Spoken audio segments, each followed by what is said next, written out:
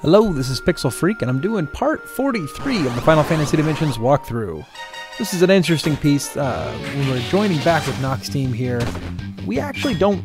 Well, normally, you would start out with a town, right? I mean, that's the first place you go, is into a town, you save up, you buy new gear, and then you head on to the next dungeon.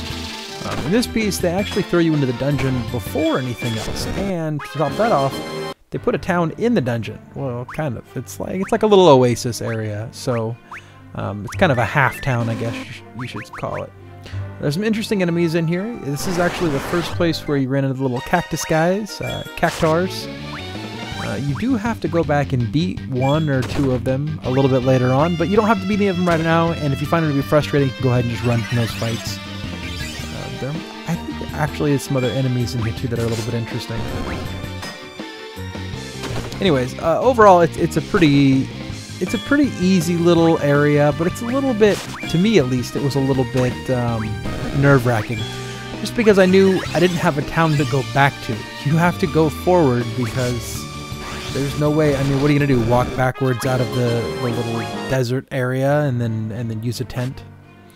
No, you need to just press forward, and then eventually you'll find the oasis.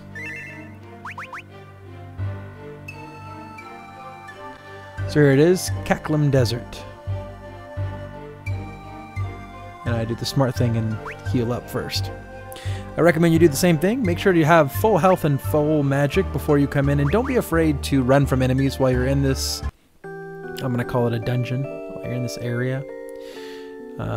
Just because you really need to conserve your points so you can get through the area to the next town. And the town is just on the other side of the desert.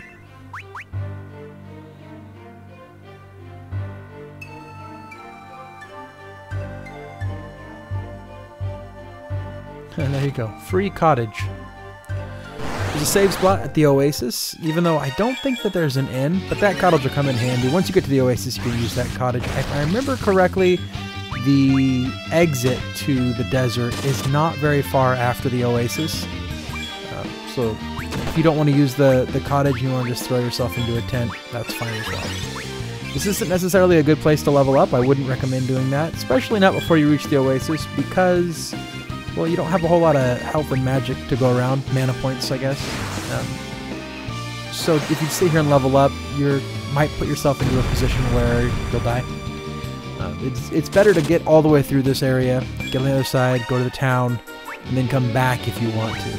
I found, though, that grinding up, at least if I want to get some levels, do it in the field after this desert, don't do it in this desert.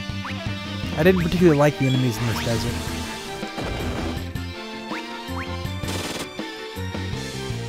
So here's the Cactar King. I thought they're called just Cactars. The problem with them is that you're just going to miss a lot. It doesn't matter what you throw at them. Fire spells, lightning spells, special skills, normal attacks, even summons. You're going to miss a lot. I find that, personally, my experience has been that if you cast summons or magic on those enemies, you'll have better luck hitting them than if you just try to do regular attacks. Regular attacks are less effective. Even when you do hit them, it doesn't do a lot of damage. So, they do run away eventually. I wouldn't recommend trying to attack them at this point. You're given a better opportunity shortly in the game here. In another part or two, I come back and have to fight him again. And at that point, to me, it seemed like they were easier. I don't know. They might not have been easier. It might have just been that I was more gung-ho in trying to kill them, throwing everything at them that I could to kill them. But to me, it kind of seemed like they were a little bit easier at that point. They don't really drop anything special. There's a special item that they drop later. It's not, I don't think it's really an item if I remember correctly.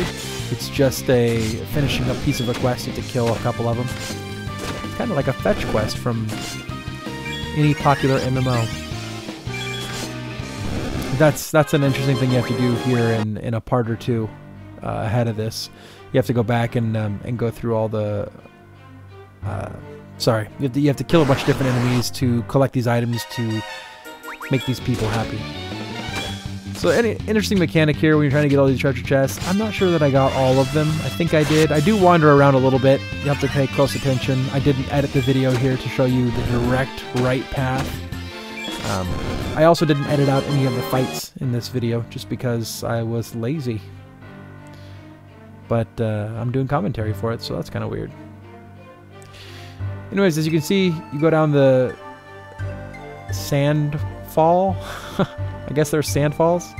Then you have to double back up until you get the treasure boxes. And I think I get them all, but I'm not 100% sure.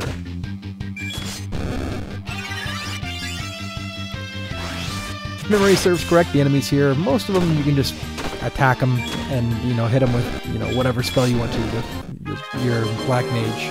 You just have to be careful of the enemies that cast poison on you. I think it's the spiders mostly. Just make sure you don't miss one of those and not cure it and walk around with it for a while. That'd be bad. Might be more than just the spiders that cast poison, but I'm not sure.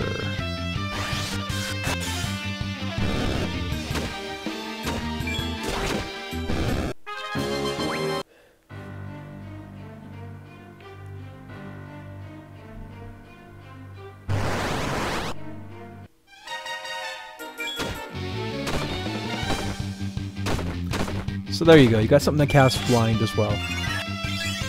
However, personally I find blind to be a not very effective status ailment. I've been known to leave it on characters sometimes, especially if it's a caster. If it's a caster, I really don't care if they have blind on them.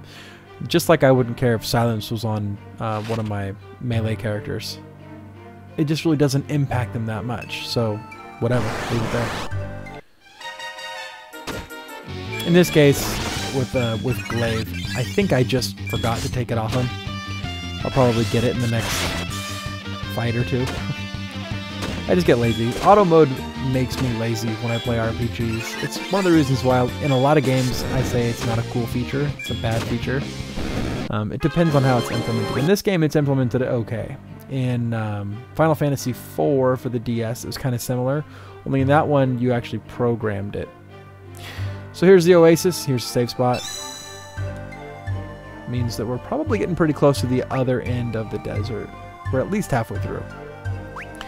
Anyways, Kemco, in all their RPGs, they always put in an auto battle, and it's almost always just melee attacking. And it's almost always kind of disappointing, because I tend to exploit those systems. What I'll end up doing is just leveling up my melee characters, making their melee attacks so powerful that I really don't have to do anything. And then really what ends up happening is every dungeon I go into or every area I go into, I only have to really plan for the bosses. And even then, it's not very much. So it's kind of a bummer when you get auto battle systems that just aren't that good. To contrast that, Final Fantasy XII actually was, the whole game was auto battle. I mean, it was the gambit system that they implemented in the game. All you did was auto battle. However, that's a very much more in-depth system. Same thing with Final Fantasy XIII. That was kind of like an auto battle system. I guess you kind of chose what you were going to do, but there was still, it was pretty heavily auto. 13 I didn't like as much. It was okay. 12 was awesome. 12 was great. 12 was a really good system, especially if you knew how to exploit the system really well. You could really make some cool rules. It really tickles the programmer piece of your brain, because that's really all that is. With the gambit system, all you're doing is you're essentially programming logic into the system to make your characters do what you want them to do whenever you want them to do it.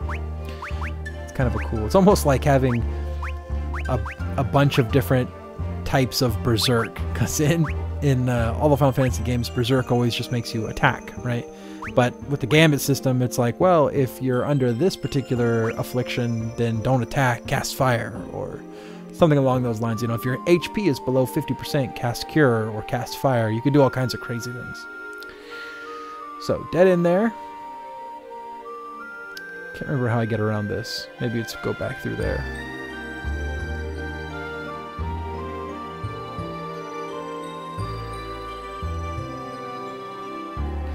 But anyways, auto battle systems, I'm a mix on them. Usually I don't like them. In this game, I kind of gave it a pass. It's like, okay, you'll get away with it this time, Square.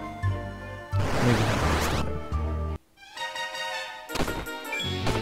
I have found that it's made me a little bit lazy in this game, though. That's true. And I think it also gives them an excuse to, unfortunately, it gives them an excuse to put way more of the random encounters in the game. And I found that to be a real drag on this particular game. The random encounters are very hands-off because of the auto battle system, and they're just copious. Like, you end up getting so many random battles, it's just not even funny.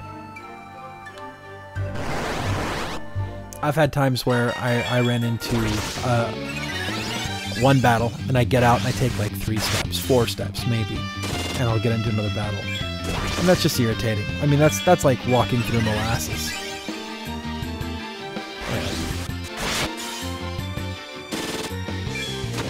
I'm always annoyed when that happens. I want to progress the game, I want to see more. When I play a Final Fantasy game, I don't know how everybody out there watching this actually feels, but I feel like Final Fantasy games, they're about their depth, they're about their story, they're about their the depth of their systems. And by having an auto battle system on top of a ton of random encounters, it actually works against what I think Final Fantasy is good at. You know, for one, I'm not really touching the system because it's auto battle, and even though I could change that and I could just, you know, manually tweak it, I missed a treasure box there. Oh well. Anyways, I could manually tweak it myself.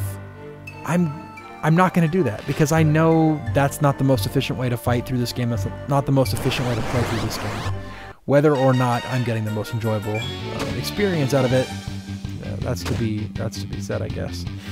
But I'm going to do whatever is easiest to get through the game. But it also kind of takes away from the story as well, because you're just trying to kind of crush through the game, and the majority of the game is these random encounters. And I find that there's a lot less story because of that. I think what they were trying to do is they were trying to fill up 40 hours. Because it's like, in RPGs, it's like there's some kind of benchmark. You have to hit 40 hours. You know, if you don't hit 40 hours, you're not really an RPG. And I guess most RPGs, once you've played through them once, you can go back and do them in about 30, and in some cases even shorter amounts of time. But typically, I find that RPGs are always shooting for that. For the typical player, you're going to take about 40 hours.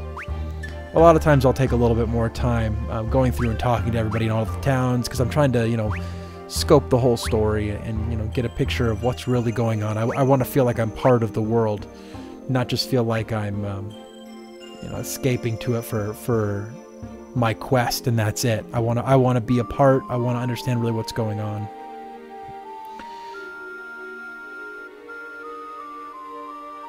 I feel like in this game there's been a little bit of that, but a lot of it, like, the dialogue doesn't really talk. There's not a lot of backstory, and there's not a lot of what's going on in the world. You don't have a lot of that. Like in Final Fantasy VI, there was a lot of just talk about, like, the Empire and what's going on.